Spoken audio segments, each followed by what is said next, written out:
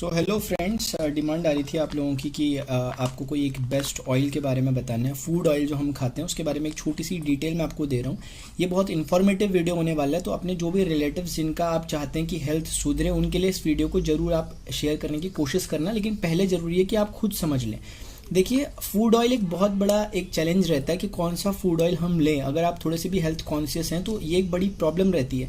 जब हम डॉक्टर्स के पास जाते हैं तो डॉक्टर्स हमें सजेस्ट करते हैं कि आप ऑयल को ना बदल बदल के खाएं। ये कभी आपने सुना होगा, अगर आपने कभी आप मिले होंगे किसी जो हार्ट स्पेशलिस्ट होंगे उनके साथ या किसी डॉक्टर से, तो वो ऐसा बताते हैं कि आप अपने ऑयल को, जो फूड ऑयल होता है, उसे बदल बदल के आप खाया करें। उसके पीछे कारण क्या, पहले मैं उसे बताता हूँ, फिर किस तरह के ऑयल से भी मार्केट में चल रहे हैं, कैसे आप पहचान करें ऑयल की। मैं ये नहीं बोलूँगा कि कोई ऑयल अच्छा है या बुरा है, आपको पहचान करना बताऊँगा ताकि आप अपने हिसाब से फिर अपना सजेस्ट कर लें कि कौन सा आपके लिए सही रहने वाला है। देखिए, जो भी फूड ऑयल्स होते हैं उन सभी में फैटी एसिड पाया जाता है। हर ऑयल में जो भी खाने वाला होता है, चाहे वो सोयाबीन का तेल हो या जैसे आप सोयाबीन ऑयल कहते हैं, या फिर वो सरसों का हो, मस्टर्ड ऑयल कहते हैं, सनफ्लावर हो जो कि सूरजमुखी का ऑयल होता है, या फिर अलग अलग तरीके के जो भी ऑयल्स होते हैं सनफ्लावर, वो सभी में फैटी एसिड पाया जाता है। अब इंपॉर्टेंट क्या है कि ये फैटी एसिड जो होते हैं, मैं मोटा मोटा आपको बता रहा हूँ, जितना इतना ज़्यादा टेक्निकली भी नहीं जाऊँगा, लेकिन उतना भी हम सीखेंगे जितना ज़रूरी है। क्या होता है कि 3 तरह के जो ये फैटी एसिड इसमें होते हैं। एक का नाम होता है सफ़ा, कहते हैं उसे शॉर्ट में, यानी कि SFA, सैचुरेटेड फैटी एसिड। एक होता है पॉली अनसैचुरेटेड फैटी एसिड, और एक होता है मोनो अनसैचुरेटेड फैटी एसिड्स। कोई भी अगर आप ऑयल लेंगे ना, उसमें इंग्रेडिएंट्स होते हैं, उस इंग्रेडिएंट्स में ये आपको दिखाई देगा, जैसे सैचुरेटेड फैटी एसिड यानी सफ़ा, पॉली अनसैचुरेटेड फैटी एसिड, और एक होता है मोनो अनसैचुरेटेड फैटी एसिड। अगर आपको स्क्रीन में दिख रहा होगा तो किसी भी ऑयल में अगर आप उठाएंगे, तीनों दिए रहते हैं, और उनकी क्वांटिटी कितनी है उस ऑयल में ये भी दी रहती है। वर्ल्ड हेल्थ ऑर्गेनाइजेशन जो एक है, मतलब जो हेल्थ के मामलों को देखता है पूरे ग्लोबल लेवल पे, उसने कुछ पैरामीटर सेट किए हैं कि अब एक आम इंसान कैसे पता करे कि कौन सा तेल है। वो उतनी टेक्निकलिटी में नहीं जाना चाहता, तो उसके लिए उन्होंने डिसाइड किया कि आपके पास सफ़ा, पूफा, मुफा का रेशियो अगर इतना इतना इतना है, जो कि उन्होंने दिया है, आपको स्क्रीन में शो भी हो रहा होगा। अगर वो 24, 34 और 42 यानी इस रेशियो में अगर वो पाया जा रहा है तो वो ऑयल बेस्ट है। अब वो किस चीज़ का ऑयल है ये मैटर नहीं करता, लेकिन अगर उसमें सफ़ा, पूफा, मुफा इस रेशियो में पाए जा रहे हैं तो वो अच्छा ऑयल है। अब आपके मन में एक सवाल आएगा कि ये करते क्या है। तो सफ़ा, पूफा, मुफा का जो मेन वर्किंग है वो बैड कोलेस्ट्रॉल को कम करना और गुड कोलेस्ट्रॉल को बढ़ाना, इसका मेन काम है। क्योंकि तेल से देखिए मेन प्रॉब्लम क्या आती है ना, कि असल में अगर मैं आपको थोड़ा सा बताऊं तो जैसे कोलेस्ट्रॉल की प्रॉब्लम कभी आपने अगर सुना होगा किसी को होती है, तो कोलेस्ट्रॉल में होता क्या है, उसमें कहीं ना कहीं जो आर्टरीज होती हैं, जो धमनियाँ होती हैं शरीर की, उनमें ना फैट जमा होने लग जाता है। फैट जमा होने लग जाता है। दूसरा, आपने सुना होगा कि हमारा जो हार्ट रहता है, जो हृदय है, हमारा जो दिल है, वो पूरे ब्लड को पंप करता रहता है, पूरे शरीर में पहुंचाने का काम उसी का है। अब जब वो आर्टरीज में फैट जमा होने लग जाता है तो वो ब्लड को वहां से फ्लो करने में प्रॉब्लम होती है, और यानी कि हार्ट को पंप करने में प्रॉब्लम होती है। और हार्ट जब पंप करने में प्रॉब्लम करता है तो उसी से फिर हार्ट स्ट्रोक्स जो आते हैं वो उसी का एक कारण रहता है। तो कोलेस्ट्रॉल जब किसी का बढ़ता है तो फिर बीपी की प्रॉब्लम भी होने लग जाती है, फिर धीरे धीरे हार्ट्स की प्रॉब्लम भी कहीं ना कहीं इसी से आती है। इसीलिए जो जिनको कोलेस्ट्रॉल की प्रॉब्लम है और जिनका कोलेस्ट्रॉल, जो बैड कोलेस्ट्रॉल है, वो बहुत ज़्यादा बढ़ जाता है, तो अल्टीमेटली जो डॉक्टर्स होते हैं उनकी तरह सजेस्ट किया जाता है कि अब आपको एक एलोपैथी की एक दवाई लेनी पड़ेगी। वो होती है स्टैटिन। स्टैटिन नाम की दवाई ली जाती है जब कभी भी ब्लड बहुत ज़्यादा गाढ़ा हो जाता है, तो उसे थिन करना पड़ता है, पतला करना पड़ता है खून को, क्योंकि अगर वो गाढ़ा हो जाएगा तो फिर वो मूवमेंट उसका काफ़ी ज़्यादा रुक जाता है, तो हार्ट स्ट्रोक्स की उससे संभावनाएं रहती हैं। तो कहने का मतलब है कि स्टैटिन जो ली जाती है उसके भी अपने साइड इफेक्ट हैं बहुत सारे। तो एलोपैथी में बहुत जल्दी डॉक्टर से सजेस्ट नहीं करते किसी को कि आप स्टैटिन लें, लेकिन जब स्टैटिन ली जाती है तो फिर उसके अपने फिर साइड इफेक्ट बहुत सारे होते हैं। ये जो चीज़ें मैंने आपको बताई कि सफ़ा, पूफा, मुफा, यही वो चीज़ें हैं जो कि बैड कोलेस्ट्रॉल और गुड कोलेस्ट्रॉल को बैलेंस करने का काम करती है।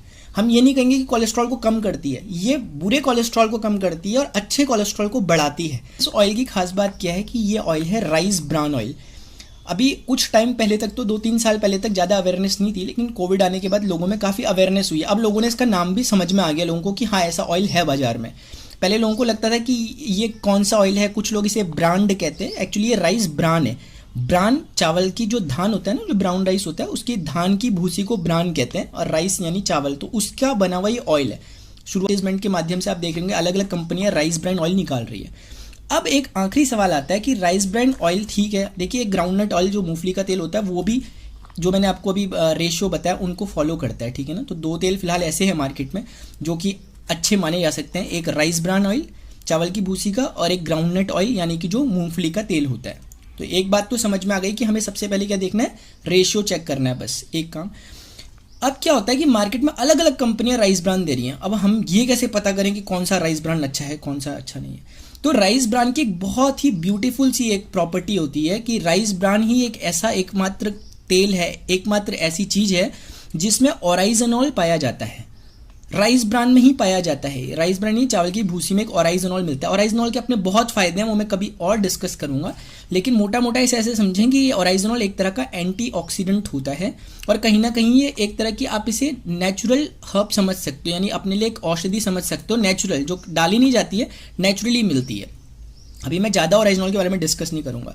तो सबसे बेस्ट पहचान क्या होती है कि कोई भी राइस ब्रांड ऑयल अगर आप लें तो उसमें देखें कि ओरिजिनॉल कंटेंट कितना है। तो जब आप ढूंढेंगे तो कहीं आपको मिलेगा, तो इसका पूरा नाम वैसे गामा ओरिजिनॉल होता है, शॉर्ट में ओरिजिनॉल बोलते हैं। तो ये देखिए, जैसे इसमें अगर आपको दिख रहा होगा तो ये है 1400 मिलीग्राम पर 100 ग्राम में बात की जा रही है यहाँ पर, तो 1400 मिलीग्राम। तो क्योंकि ये लगभग 910 ग्राम है तो आप समझ सकते हैं कि 14,000 मिलीग्राम के करीब ये है। तो इस तरीके से जिसमें ये कंटेंट जितना ज़्यादा होगा ओरिजिनॉल का, वो तेल की कीमत ऑटोमेटिकली बढ़ जाएगी, और असलियत में कीमती तेल वही है। तो मार्केट में भी अगर आप राइस ब्रांड देखने जाएं तो आप क्या देखेंगे, उसमें ओरिजिनॉल कंटेंट कितना है। अमूमन जो मार्केट में मिलता है उसमें लगभग 1000 मिलीग्राम होता है। तो आप ये मत सोचें कि 1000 मिलीग्राम है, ये 1400 है, तो सिर्फ 400 का फर्क है। 400 का फर्क नहीं है, ज़्यादा फर्क है, क्योंकि ये तो पर 100 ग्राम में है ना, पर 100 ग्राम में 400 का फर्क है। लेकिन आप तो 900 ग्राम ले रहे हो, तो आप समझ सकते हैं कि कितना फर्क हो जाने वाला है। तो इसलिए जैसे जैसे गामा ओरिजिनॉल की क्वांटिटी बढ़ती रहती है, वैसे वैसे इसकी कीमतें मार्केट में बढ़ती रहती है। इसलिए आप देखेंगे आज मार्केट में 150-200 रुपये का भी राइस ब्रांड मिलेगा, और आपको 1000 1500 लीटर रुपए के राइस ब्रांड भी मिलते हैं। डिपेंड करता है कि उसमें ओरिजिनल कंटेंट कितना है। अब जिसकी मैं बात कर रहा हूँ इस ऑयल की, इसमें सबसे मैक्सिमम जो अभी तक मुझे देखने में मिला मार्केट में, सबसे ज़्यादा ओरिजिनॉल इसी में पाया गया, और इस कीमत पर जिसमें ये मुझे मिला है। तो एक बात ये है, और छोटी सी कुछ बातें मैं और बता दूं उसके बारे में। ओरिजिनॉल तो इसमें है ही, साथ में इसमें टोकोफेरॉल और इसमें है ये है टोकोट्राइनॉल्स। बेसिकली विटामिन ई जो होता है उसी का ये कंटेंट होता है। अगर आप देखेंगे कि टोकोफेरॉल किस में मिलता है, अगर आप सर्च वगैरह भी करें गूगल में कि हमें टोकोफेरॉल चाहिए, यानी विटामिन ई अगर हमें चाहिए तो हमें क्या लेना चाहिए, तो आपको सीधे सजेस्ट करेगा कि आप राइस ब्रांड ऑयल को लें। मतलब राइस ब्रांड में मिलता है टोकोफेरॉल, और एक पाम ऑयल होता है उसमें ही मिलता है, लेकिन पाम ऑयल का भी फिर अपने नुकसान है। तो अगर हम देखें तो हमें कहीं ना कहीं ये जो इस नाम से ये तेल आ रखा है मार्केट में, health guard physically refined rice brand oil, और ये भी एक अच्छी बात है। कभी कभी लोगों के मन में क्वेश्चन उठता है कि ये रिफाइंड है और हमें रिफाइंड तो नहीं खाना चाहिए, डॉक्टर्स बोलते हैं नहीं खाना चाहिए। आपने बहुत सही अगर ऑब्जर्व किया तो सही ऑब्जर्व किया कि रिफाइंड ऑयल हमें नहीं खाना चाहिए, लेकिन क्यों नहीं खाना चाहिए वो थोड़ा सुन ले। रिफाइंड ऑयल का मतलब होता है कि कोई ऑयल है उसे साफ कर रहे हैं आप, रिफाइन कर रहे हो, ये इसका मतलब होता है। अब होता क्या है कि कंपनी के पास दो तरीके होते हैं किसी भी तेल को साफ करने के। एक तरीका होता है केमिकली रिफाइंड, और एक होता है फिजिकली रिफाइंड। मार्केट में जितने रिफाइंड ऑयल चल रहे हैं मोस्टली 80 से 90% केमिकली रिफाइंड होते हैं। पहचानोगे कैसे? उसमें फिजिकली नहीं लिखा होगा, उसमें सिर्फ लिखा होगा रिफाइंड, यानी कि केमिकल डालकर तेल को साफ किया जाता है। तो केमिकल कहीं ना कहीं तेल को बर्बाद करने का काम करता है, और फिर उसी केमिकल से लोगों को फिर बाद में एसिडिटी जैसी प्रॉब्लम्स होती है तेल से। तो अगर हम रिफाइंड ऑयल ले रहे हैं और अगर वो फिजिकली रिफाइंड है, फिजिकली रिफाइंड का मतलब क्या होता है, जैसे आपने मान लिया चाय बनाई, चाय बनाने के बाद आपने वो जो छन्नी होती है उससे चाय को छान दिया। जैसे आप फिल्टर यूज़ करते हैं, फिल्टर में क्या होता है कि जो भी अशुद्धियाँ होती हैं वो फिल्टर हो जाती हैं, अपने आप रुक जाती हैं और पानी शुद्ध नीचे आ जाता है। तो इसमें कोई केमिकल नहीं डाला, लेकिन सफाई फिर भी हुई है। तो उसी तरह के प्रोसीजर को यहाँ भी इस्तेमाल किया जाता है। बड़ी बड़ी मशीनें लगाई जाती हैं, उसके द्वारा अशुद्धियों को दूर किया जाता है जो तेल में रह जाती हैं, जो धान की भूसी वगैरह से बनी होंगी, और फिर तेल को अलग से